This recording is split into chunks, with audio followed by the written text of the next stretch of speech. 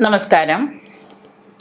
ആയില്യം നക്ഷത്രക്കാരുടെ ദോഷങ്ങളും ദോഷപരിഹാരങ്ങൾ ചെയ്യേണ്ടതായിട്ടുള്ള ദശാകാലങ്ങളും ഏതൊക്കെയാണെന്ന് നമുക്ക് നോക്കാം. അവരുടെ ദേവതാ മന്ത്രങ്ങൾ. നമ്മളിത് വെറുതെ ഇങ്ങനെ ഒഴുക്കമട്ടിൽ കേട്ടാൽ പോരാ. കേൾക്കുന്നതിനോടൊപ്പം ആദ്യം ശ്രദ്ധിക്കേണ്ടത് നമ്മുടെ ദശാകാലങ്ങൾ ഏതൊക്കെയാണെന്ന്, ദശാകാലങ്ങൾ പരിഹാരം ചെയ്യേണ്ട ദശാകാലങ്ങൾ ഏതൊക്കെയാണ് എന്ന് ആദ്യം കേൾക്കാം. പിന്നെ ഉടനെ നമ്മുടെ ദശാകാലം ഏതാണെന്ന് നമ്മൾ നോക്കുക. അറിയില്ലെങ്കിൽ നമ്മൾ ആ ദശാകാലം കണ്ടുപിടിക്കാൻ ശ്രമിക്കാം. പിന്നെ നമ്മുടെ ദേവത എന്താണ്, ദേവതാ മന്ത്രം എന്താണ് എന്ന് നോക്കാം. ഇത്രയും കാര്യങ്ങൾ നമ്മൾ ചെയ്യാൻ നിരന്തരം നമ്മുടെ ജീവിത ശൈലിയായിട്ട്, യൂഷ്വൽ കാര്യങ്ങളായിട്ട് നമ്മൾ ജീവിതത്തിൽ എല്ലാ ദിവസവും രാവിലെ നമ്മൾ എഴുന്നേൽക്കും, കുളിക്കും, ഭക്ഷണം കഴിക്കും, ഉച്ചയ്ക്ക് ഉറങ്ങും, വൈകുന്നേരം ഉറങ്ങും, ജോലിക്ക് പോകാത്തൊരു പകലും ഉറങ്ങും കിടന്ന് നമ്മുടെ ജീവിതത്തിൽ, യൂഷ്വൽ ജീവിതത്തിൽ ഈ കാര്യങ്ങൾ ചെയ്യാൻ നമുക്ക് ഒരു മണിക്കൂർ പോലും വേണ്ട.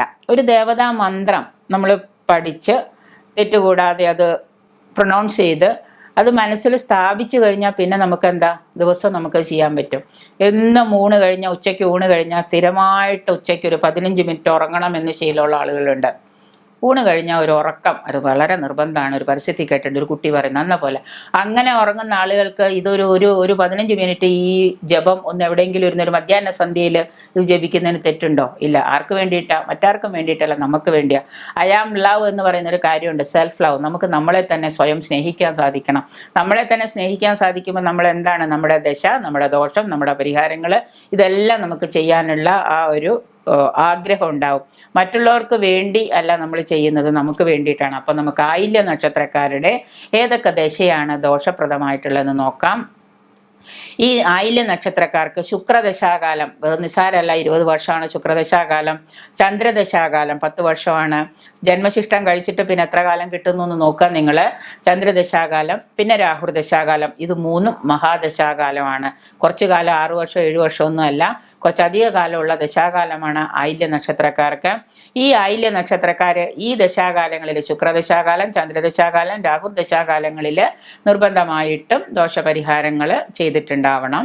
ഇനി എങ്ങനെയൊക്കെയാണ് ദോഷപരിഹാര കർമ്മങ്ങൾ അനുഷ്ഠിക്കേണ്ടതെന്ന് വെച്ച് കഴിഞ്ഞാൽ, തൃക്കേട്ട നക്ഷത്രവും ആയില്യ നക്ഷത്രവും നിങ്ങളുടെ പക്കപ്പിറന്നാളും കൂടാതെ തൃക്കേട്ടയും വരുന്ന ആ രേവതി തൃക്കേട്ട, ഈ 2 നാളുകളിലും കൂടി നിങ്ങൾ ക്ഷേത്രത്തിൽ പോകാൻ നോക്കുക, ക്ഷേത്ര ദർശനം നടത്താൻ നോക്കുക. ബുധനാഴ്ച വ്രതവും ശ്രീകൃഷ്ണ ക്ഷേത്ര ദർശനവും വളരെ ഉത്തമമാണ് ആയില്യ നക്ഷത്രക്കാർക്ക്. ആയില്യ നക്ഷത്രക്കാർ പറയും സർപ്പമാണ് ഞങ്ങളുടെ ദേവത, അതുകൊണ്ട് ഞങ്ങൾ നാഗക്ഷേത്രത്തിൽ പോയാൽ മതി എന്ന് പറയും. അത് മാത്രം പോരാ, ബുധനാഴ്ച വ്രതം എടുക്കണം, ബുധനാഴ്ച ദിവസം എടുക്കണം.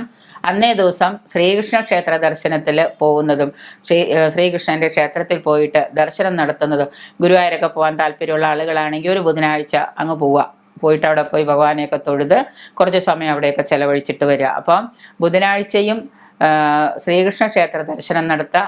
വ്രതം നോൽക്കുക, മത്സ്യമാംസാദികൾ കഴിക്കാതെ, എണ്ണ തേച്ച് കുളിക്കാതെ. വ്രതം നോൽക്കുന്നവർ പ്രത്യേകം ശ്രദ്ധിക്കേണ്ടതാണ്, അന്ന് എണ്ണ തേച്ച് കുളി നിഷിദ്ധമാണ്. ശനിയാഴ്ച വ്രതത്തിന് മാത്രമേ നമ്മൾ എണ്ണ തേച്ച് കുളി പറയുന്നുള്ളൂ.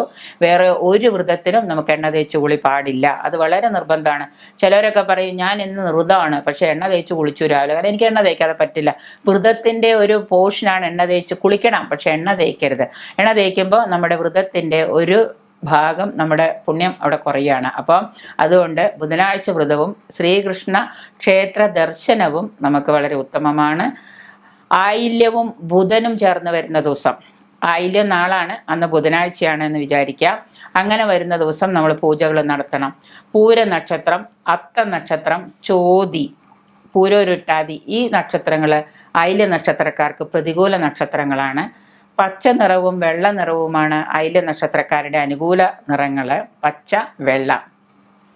ഏതെങ്കിലും നല്ലൊരു കാര്യത്തിന് ഒരു വ്യക്തിയെ കാണാൻ പോകുമ്പോഴോ, ഏതെങ്കിലും ഒരു ഓഫീസിൽ ജോലിയുടെ കാര്യത്തിന് പോകുമ്പോഴോ, ഒരു ഇൻ്റർവ്യൂവിന് പോകുമ്പോഴോ, ഒന്നും വേണ്ട, ഒരു ആപ്ലിക്കേഷൻ അയക്കാൻ പോകുമ്പോൾ പോലും നിങ്ങൾക്ക് അനുകൂലമായ പച്ച നിറമോ വെള്ള നിറമോ ആയില്യ നക്ഷത്രക്കാർ ധരിക്കാം.